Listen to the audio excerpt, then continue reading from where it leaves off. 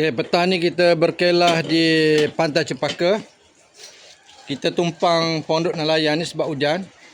Ni Sulaiman, ni Umi, nenek.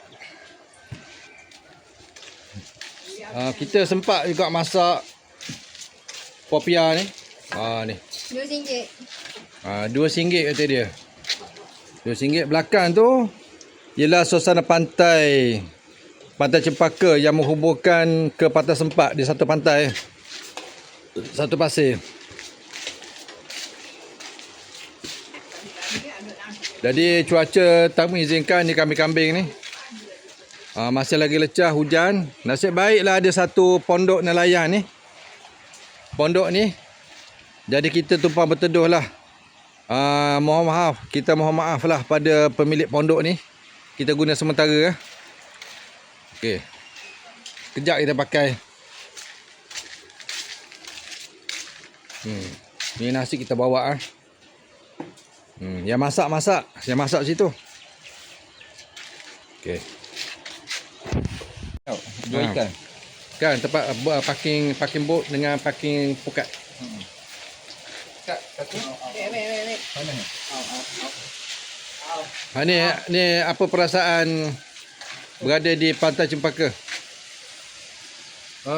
It's quiet here. I feel so happy. There's a lot of facilities to use, and here it's not. People maybe didn't know this place, and it's good. It's have fish. I got fish here, and you see, we have a good food. My sister-in-law. Semalam masak dekat pancing. Okey.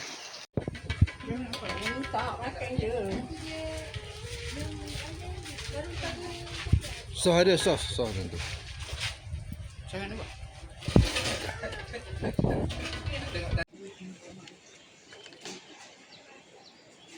Yang betul lah yang kambing tu dah ngap. Itu saya.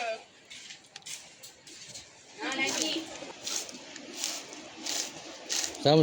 Sama-sama menjaga kebersihan lingkungan. Kita berada di Pantai Cempaka.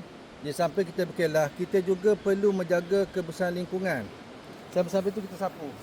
Sampah-sampah yang dibuang oleh pengunjung, kita kena sapu lah. Buang. Ada yang tak ada.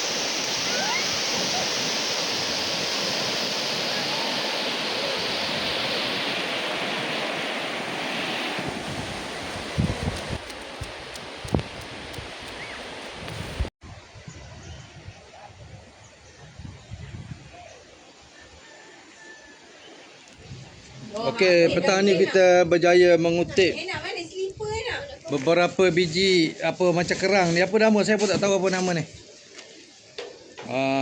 Tapi kalau rajin ni sepanjang pantai Cempaka, anak air sehingga Pantai Sempak ni banyak dapat ni. Tapi jumpa sebutir, dua butir gitu je lah. Tapi kalau kumpul-kumpul banyak juga ni. Tapi saya kutip yang dekat-dekat ni. Apa nama tak tahu panggil dia. Siapa tahu komen bawah. Siapa tahu komen kat bawah. Okey, terima kasih.